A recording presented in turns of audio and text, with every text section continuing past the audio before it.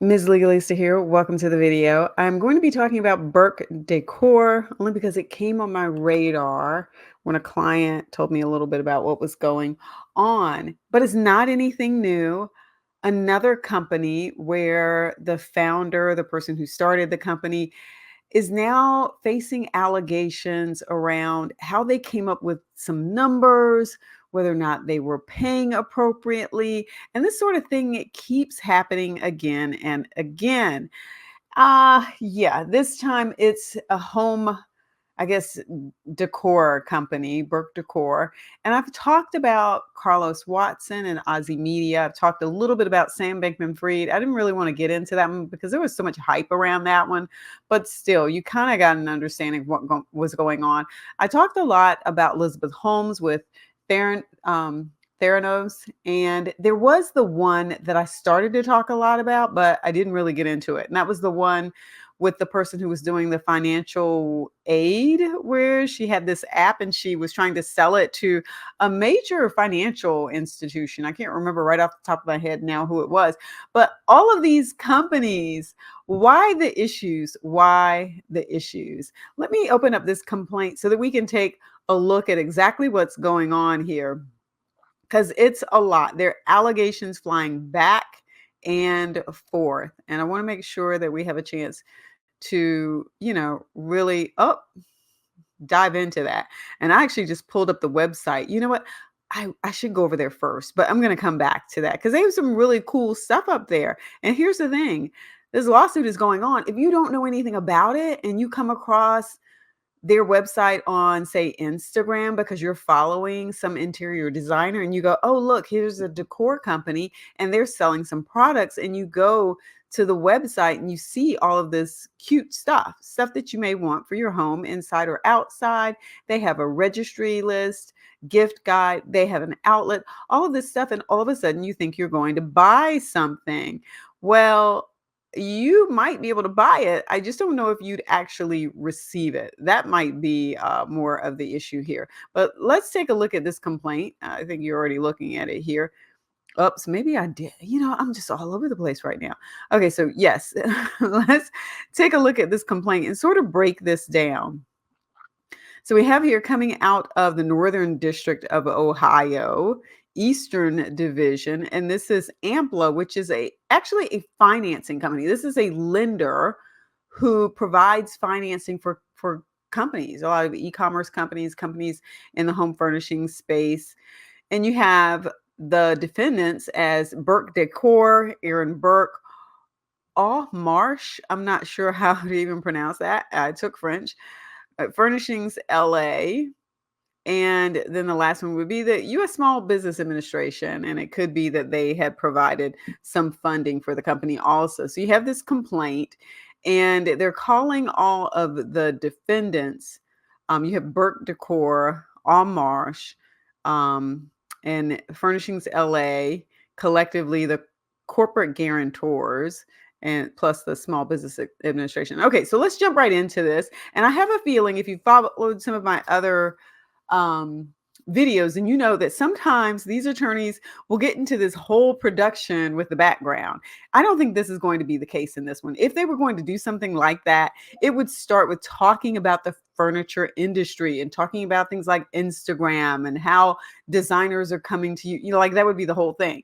But I don't think they care about any of that. I think they say, we want our money. And so they're starting with this. In this lawsuit, Ampla seeks contractual and other remedies related to Burke Decor's breach of a growth line of credit agreement dated September 27th, 2022. This is going to be called the credit agreement, as accelerated and amended by a forbearance and corporate guarantee agreement dated October 19th, 2023. So they had this original agreement, and then they had this forbearance agreement that they put in place. And then it says, together with the credit agreement, okay, so you got both of those. Then it says, as well as fraudulent misrepresentations made in relation to the growth LOC. And again, that's that line of credit. Under the growth LOC, Ampla agreed to loan Burke Decor up to an initial credit limit of a little over $8 million for certain limited uses in exchange for a right to collect a percentage of Burke Decor's receivables, a security interest in substantially all of Burke Decor's assets, a right to receive accurate financial reporting, and other contractual rights and remedies, including the right to receivership. Burke Decor defaulted under the credit agreement by, among other things, transferring funds to unauthorized entities, using funds for unauthorized purposes, and failing to report and deposit revenue, thus reducing AMPLA's recovery of the percentage of receivables due to it. AMPLA worked out the forbearance agreement with Burke Decor, in which Burke Decor and its guarantors admitted that AMPLA was owed an accelerated balance of a little over $7 million there as of October 19, 2023. So the parties are in agreement over this amount. Burke Decor defaulted under the terms of the forbearance agreement as well.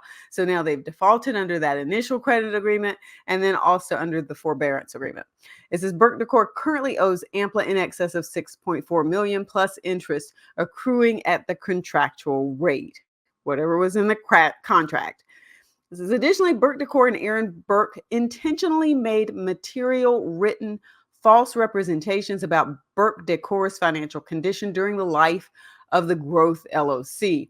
AMPLA reasonably relied upon these misrepresentations to its detriment when it loaned additional funds to Burke Decor that it would not have loaned if Burke Decor's true financial condition had been disclosed and or did not pursue remedies available to it under the Growth LLC based on Burke Decor's multiple breaches of contract.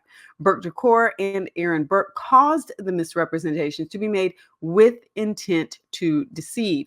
Now, let me stop here for just a second because, like I told you before, I've been following along with the Carlos Watson case, and I actually need to come back to that a little bit. But, they're saying that the numbers that he came up with or that his team came up with were sort of inflated, a little out there, out in the clouds, out in the universe, along with some impersonation and that sort of thing that went on. So if you're this company and you're coming in to buy another company, I'm always wondering, what kind of due diligence are you doing? I get it. You're asking the other party, can you turn over this to us? Can you turn over that to us? Can you share this sort of financial information? But do you ever ask them, I'm just wondering here, are you not asking, hey, I'm going to send my accountants in to look at your books directly? Open up your bank accounts. Let us see those statements, because that's the only way to know for sure. So I'm not entirely sure why everybody seems to be skipping this step. And you then wind up with these allegations of fraud from a party when something goes bad. All right, so then further down it says, Ms. Erin Burke, the principal of Burke Decor, made a limited personal guarantee for Burke Decor's payment obligations under the Growth LLC and is personally liable for the full balance owed to AMPLA because the terms of her personal guarantee have been triggered. Furnishings and Marsh, the corporate guarantors, unconditionally guaranteed Burke Decor's payment obligations under the Growth LLC and are also liable for the full balance owed. So you have the LLCs, you have Aaron Burke, and then you have these other two entities. All of these parties are liable here because they signed to be guarantors. Burke Decor granted receivership rights to AMPLA under the Growth LLC, which have been triggered by these defaults and fraudulent conduct. Aaron Burke and Burke Decor's unauthorized uses of funds, depletion of corporate assets, and inaccurate financial reporting all entitle AMPLA to a receiver to preserve and or sell the collateral securing the Growth LLC, i.e. Burke Decor's assets.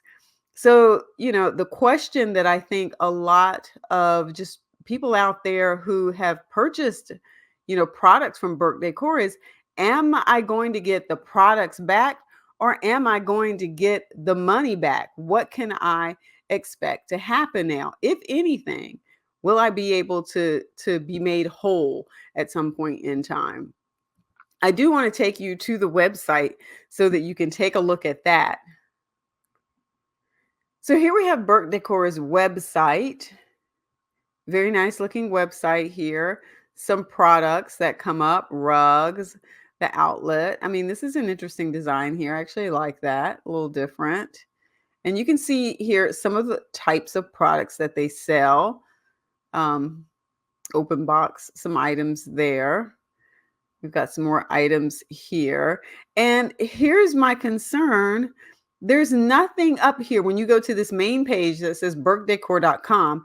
There is nothing up here that lets you know that there's some issues here. So I am a little concerned. I do kind of like that.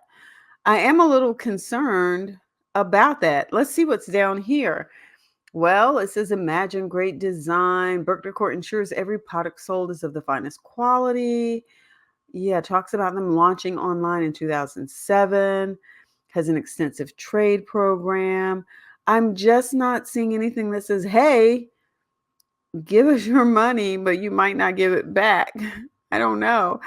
Ordering and information. Okay, notice down here at the bottom, ordering plus information is down here in bold. Let's see what it says about shipping information here.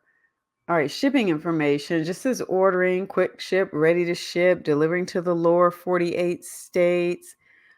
You know, I'm sorry, but this is concerning. Given that there is a lot going on, I'm just really surprised that they are not being a little bit more open about some of the problems that they're running into.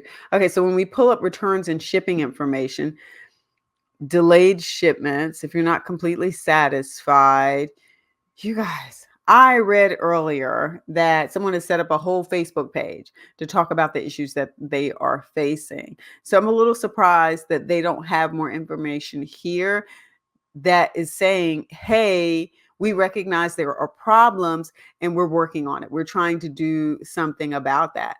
But based on some of what I've read,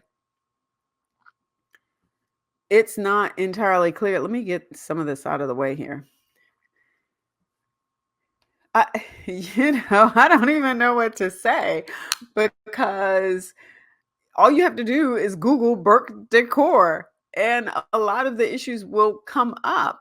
And so I'm a little caught off guard here that they are not addressing any of these issues on the website, and that they are not providing any sort of actual information to consumers about some of the issues that they're facing right now, the delays in shipment, the non-responsiveness when people try to contact them via customer service, how some people are getting refunds if they post somewhere publicly on social media, and how other people are saying it's crickets. It is crickets. They are getting nothing. So I'm going to do another video that gets into the actual complaint, but I did want to just sort of open it up to give you that background piece, to show you the website and to see where this is going. Like I said before, it's a little unnerving to see these number of cases coming forward where, these types of allegations are coming up. Now, again, these are just allegations. It could be that they've done absolutely nothing wrong, and we'll see where that goes. Don't forget to follow. Don't forget to like the video, subscribe to the channel so that you can follow as I continue to do more videos on what's going on with Burke Decor. Mwah. Peace.